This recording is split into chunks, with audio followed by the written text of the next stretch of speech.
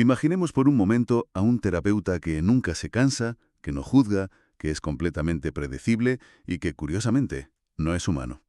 ¿Podría ser una máquina la clave para desentrañar las emociones humanas? Es una premisa fascinante, desde luego. Arrancamos esta inmersión analítica dando la cálida bienvenida a todos los curiosos que nos prestan sus oídos hoy. Tenemos sobre la mesa un documento verdaderamente asombroso. Sí, es un estudio detallado del año 2013. Exacto. Se titula Why Robots? A Survey on the Roles and Benefits of Social Robots in the Therapy of Children with Autism. Está elaborado por John Kavivijian y su equipo de la Universidad Nacional de Singapur. Y es un análisis pionero, muy exhaustivo.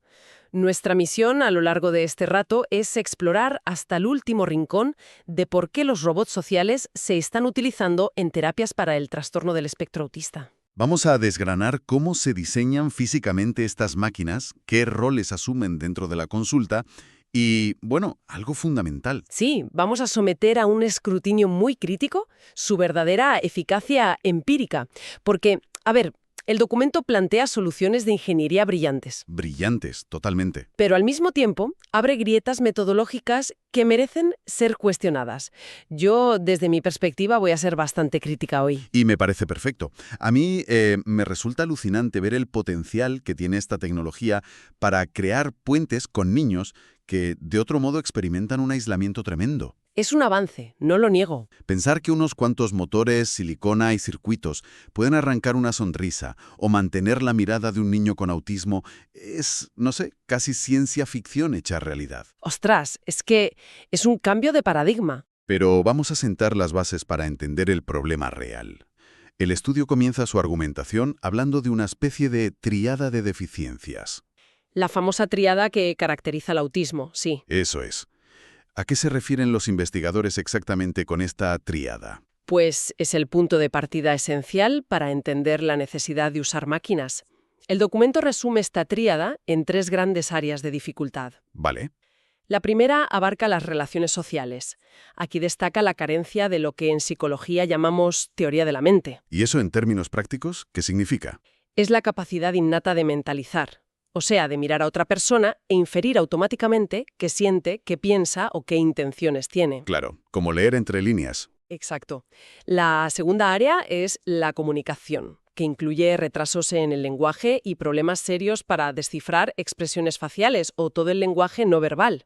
Que es muchísimo en los humanos. Una barbaridad. Y la tercera es la imaginación. Esto se traduce en dificultades para manejar conceptos abstractos y una fuerte tendencia a mostrar comportamientos muy repetitivos y restringidos.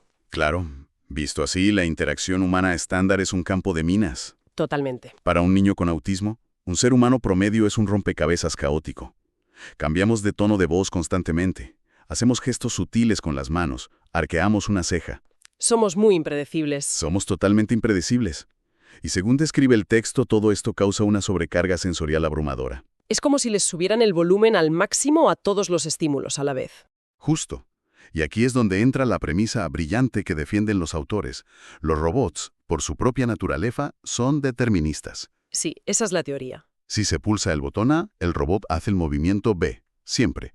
Ofrecen un entorno 100% seguro, estructurado y predecible. A ver, desde el punto de vista de la reducción de estímulos, la premisa parece impecable. Pero es necesario detenerse en una paradoja bastante llamativa que el propio texto deja entrever. ¿Cuál paradoja? Pues el estudio menciona que las personas que se encuentran en el espectro autista a menudo consiguen sobrevivir profesionalmente o alcanzar la independencia porque memorizan reglas sociales estrictas. Como si ejecutaran un algoritmo en su cabeza. Eso es. Teniendo este dato sobre la mesa, a mí me surge un interrogante crítico. Si simplificamos el entorno terapéutico introduciendo un robot perfectamente predecible, ¿se está ayudando realmente al individuo a comprender el mundo humano? Que es de todo menos predecible. Claro, el mundo humano es caótico, impredecible y desordenado, o por el contrario se le está aislando en una burbuja de interacciones mecánicas fáciles. Ya, una burbuja donde jamás tendrá que enfrentarse a la fricción de la realidad. Efectivamente, ¿le estamos ayudando o le estamos escondiendo el problema? Entiendo esa limitación. Es una forma muy analítica de verlo. Pero pongámonos en la piel de los terapeutas por un momento. A ver. Para enseñar a nadar a alguien que le tiene pánico al agua, primero se le ponen unos manguitos y se le mete en la zona que cubre poco. Bueno, sí. El atractivo visual. Un robot terapéutico debe tener colores brillantes para captar la atención visual, porque estos niños suelen presentar periodos de concentración muy cortos. Pero, y esto es clave, a la vez advierten que no pueden ser colores tan estridentes que lleguen a sobreestimularlos. El equilibrio perfecto. Y las restricciones de diseño no acaban en el color. Detallan que la seguridad física tiene que ser extrema. Nada de bordes afilados ni cables expuestos. Nada. Tienen que prever reacciones impulsivas. Pero el factor más crítico que abordan es el tamaño. Ah, sí, esto me pareció interesantísimo. El estudio señala que los robots deben tener dimensiones similares a las del propio niño. ¿Y por qué exactamente? La justificación es que interactuar de igual, a la misma altura, facilita enormemente la posibilidad de establecer contacto visual. Claro, un robot tamaño adulto sería imponente, daría miedo. Daría muchísimo miedo, sí. Fijémonos en los ejemplos reales que nos dan en el texto, porque parecen sacados de una película. Hablan de Keep-On, que físicamente es como un pequeño muñeco de nieve amarillo. Sí, fabricado en goma de silicona blandita. Muy minimalista. Y luego lo contrastan con Caspar, que es un robot humanoide. Caspar es del tamaño de un niño pequeño, vestido con ropa de verdad. Pero con una cara deliberadamente inexpresiva. Sí, como si llevara una máscara de teatro neutra. Da un poco de grima, la verdad. Y justo al analizar modelos como Caspar, es donde chocamos con otra gran contradicción del documento. ¿En qué sentido? Lo exponen en la sección que titulan Realismo. El texto afirma de manera categórica que el diseño no debe ser demasiado humano. Para no activar las alarmas de amenaza social. Exacto. El exceso de parecido humano genera el mismo rechazo que sienten hacia las personas reales. Pero en el párrafo siguiente advierten que la máquina tampoco debe ser excesivamente mecánica. O dejar engranajes a la vista. Eso es. Si parece demasiado un juguete mecánico, el niño pierde el interés en la interacción social y se distrae estudiando cómo giran las piezas. Vamos, que encontrar ese equilibrio es caminar sobre un alambre finísimo. Es casi imposible. Además, hay un fallo metodológico crítico que los propios autores reconocen abiertamente en el estudio. ¿A qué fallo te refieres exactamente? A cómo se toman estas decisiones de diseño empíricamente. Cuéntenos. Dado que los niños con autismo severo a menudo tienen barreras de comunicación infranqueables, no pueden expresar qué tipo de rasgos prefieren en un robot. Claro, ¿no pueden rellenar una encuesta de satisfacción? Lógicamente no. Así que los ingenieros tuvieron que buscar alternativas. El texto admite que se basaron en paneles de expertos adultos o, lo que es peor, Madre mía, ¿qué hicieron? se basaron en las preferencias de niños neurotípicos que conformaban los grupos de control en fases tempranas. ¡Ostras! En resumen, se está diseñando una herramienta clínica para una mente neurodivergente, tomando como plano base los gustos de mentes neurotípicas. Es una limitación fundacional enorme. Para que nadie se pierda con la terminología médica, cuando decimos mentes neurodivergentes, nos referimos a cerebros que procesan la información de forma distinta a la norma estadística, Sí, en este caso el espectro autista. mientras que los neurotípicos serían los que tienen un desarrollo neurológico estándar, ¿cierto? Exactamente. O sea, es como intentar diseñar unas gafas para alguien con miopía basando la curvatura del cristal en las preferencias de alguien que tiene una visión perfecta. Visto así parece un despropósito, la verdad. Es un sesgo metodológico muy grave. Sin embargo, el texto ofrece una solución técnica muy elegante para sortear este bache inicial. ¿Te refieres a la modularidad? Justo eso, la modularidad. Los investigadores destacan que el espectro autista es tan amplio y la variabilidad entre un paciente y otro es tan gigantesca que la clave es construir robots que sean piezas de Lego, adaptables. Eso sí es un punto a favor. El estudio detalla casos donde a un niño le genera terror la mirada de un robot, ya que el contacto visual directo suele resultarles invasivo. Muy invasivo. Pues gracias a esta modularidad, la solución clínica es tan simple como retirarle temporalmente los ojos físicos al robot. Se los quitan y listo. Y listo. Esta capacidad de alterar el aspecto exterior hace que la herramienta logre una viabilidad práctica indiscutible en la sala de consulta. A ver, esa flexibilidad física es un acierto innegable. Pero analizar el exterior de la máquina nos obliga a mirar cómo opera su interior en esa misma práctica clínica. Vamos a meternos en las tripas del robot. Esto nos lleva a explorar la funcionalidad real y lo que en robótica social se conoce como el enfoque del mago de Oz. El concepto de semiautonomía. Exacto. Espera. Porque leyendo las fuentes, Este es el detalle que te deja de piedra. Es que rompe toda la magia. Totalmente. El estudio arranca explicando que los robots ofrecen recompensas multisensoriales. Si el niño hace un avance, el robot emite luces suaves o sonidos agradables. Hasta ahí parece que estamos ante inteligencia artificial pura. Claro, pero el enfoque del Mago de Oz desmonta esa idea. Resulta que el niño cree fervientemente que el robot está interactuando con él de forma autónoma, que la máquina tiene mente propia. Pero la realidad detrás del telón es otra. Hay un terapeuta humano, ya sea escondido detrás de un espejo unidireccional o sentado a un lado simulando tomar notas, operando un control remoto. Literalmente un mando a distancia. Con pulsar un botón, el profesional ejecuta secuencias de movimiento complejas en el robot. La máquina no piensa, obedece al instante al terapeuta. Y es precisamente esa revelación la que debería rebajar cierto entusiasmo tecnológico desmedido. Ya te digo. El estudio confiesa, con bastante rigor y honestidad, todo hay que decirlo, que la autonomía completa en estos robots no es posible a día de hoy. Ni deseable, según dicen. Ni siquiera es deseable. Plantean que ningún algoritmo puede reemplazar el juicio clínico, la intuición y los años de experiencia de un terapeuta humano para reaccionar a los cambios sutiles del niño. Claro, el humano tiene que estar ahí dictando cada parpadeo. Exacto. Entonces hay que plantear el debate. ¿Es verdaderamente la máquina la que está realizando la terapia aportando valor computacional? ¿O qué es entonces? ¿O estamos ante un títere de altísima tecnología? Una marioneta glorificada de miles de dólares, que el profesional interpone como un mero escudo para esquivar la aversión social del paciente. Madre mía. La idea de la marioneta glorificada le quita todo el barniz futurista al asunto. Es que es la realidad técnica del experimento. Pero vamos a darle una vuelta a eso. Porque aunque estemos usando al robot como una simple marioneta interpuesta, los resultados conductuales logran callar muchas bocas. Los resultados están ahí, es cierto. El texto enumera con detalle los comportamientos objetivo que consiguen evocar. Hablan de lograr la imitación, que es el pilar fundamental del aprendizaje en la infancia. Sí, la imitación motora y vocal. Hablan de mejorar el contacto visual sosteniendo la mirada con la máquina mucho más tiempo del que logran con sus padres. Y promueven algo dificilísimo llamado atención conjunta. La atención conjunta es vital. Son interacciones triádicas. ¿Cómo funciona eso en la práctica? Pues el niño mira a un objeto, luego mira al robot y comprende que ambas entidades están prestando atención al mismo foco. Es la base de la comunicación compartida. Y no solo eso. También logran interacciones iniciadas por el propio niño. Les enseñan a acercarse a pedir cosas en lugar de recurrir al llanto o a rabietas fruto de la frustración.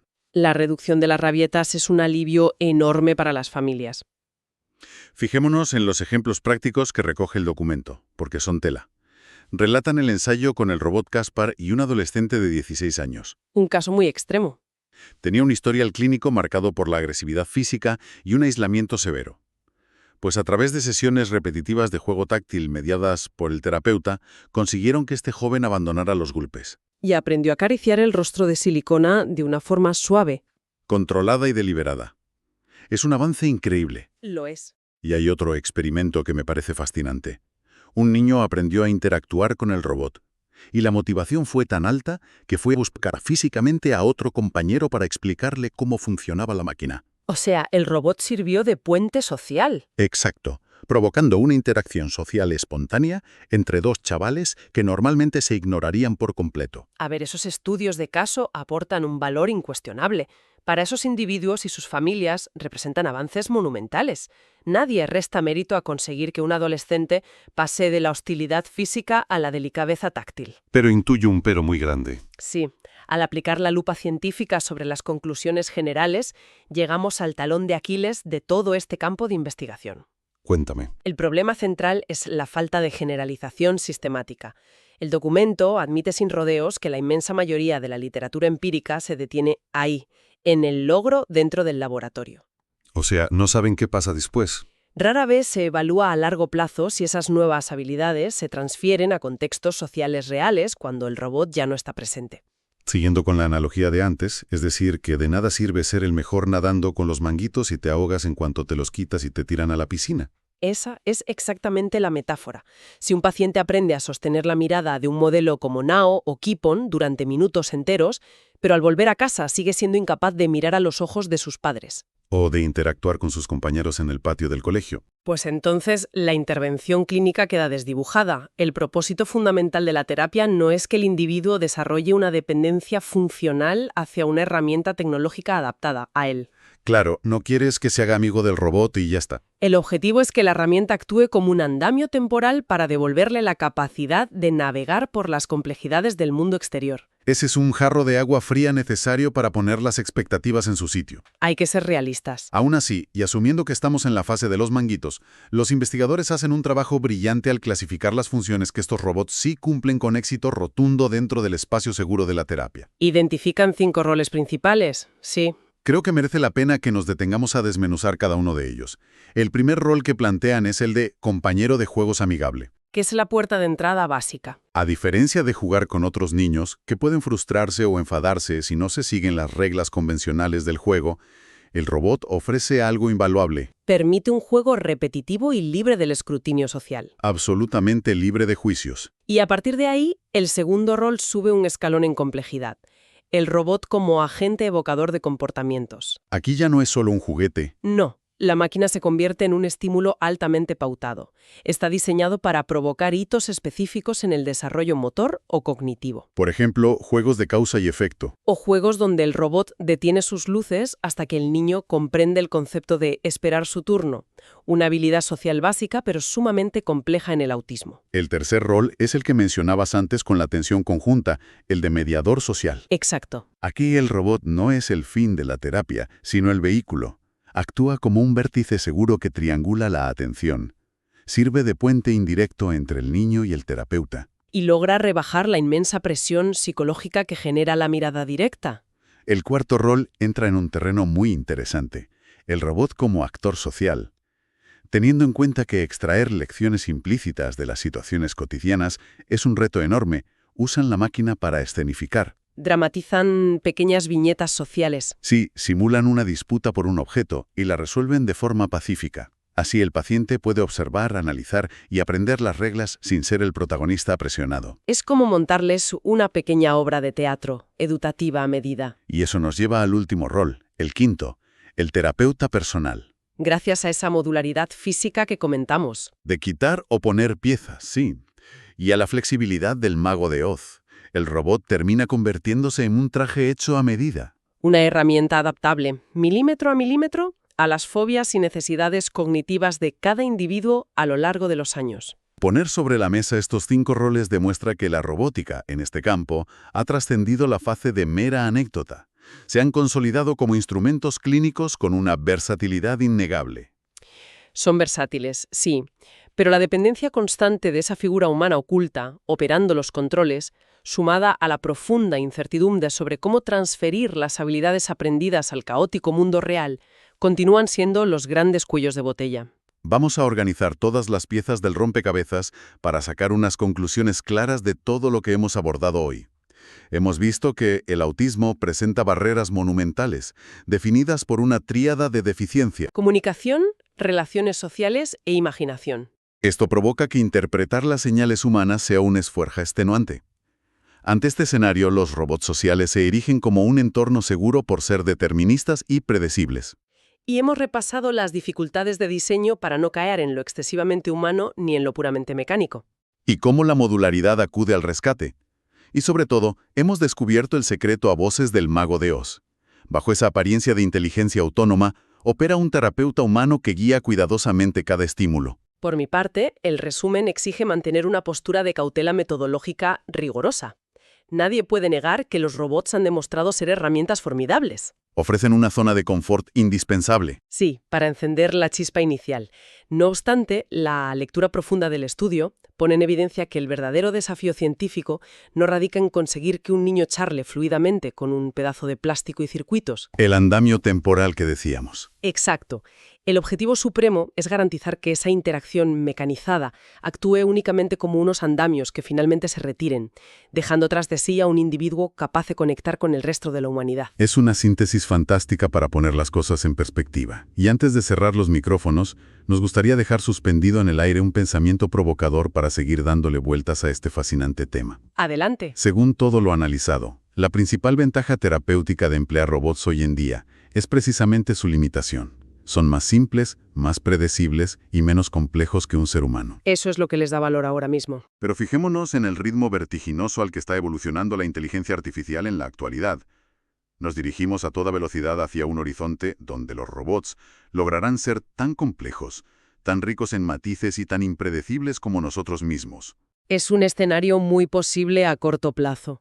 Si cruzamos esa frontera tecnológica, ¿perderán los robots de forma instantánea esa cualidad determinista que los hace tan útiles hoy como escudo terapéutico para el autismo? Es una gran pregunta. ¿O tal vez esa inteligencia artificial hiperrealista evolucionará hasta convertirse en el puente definitivo y sin fisuras hacia la comprensión de la mente humana? Es un dilema apasionante sobre el cruce de caminos entre la tecnología del futuro y la salud mental. Gracias a todos los que nos han acompañado a lo largo de este profundo análisis. Hasta la próxima exploración.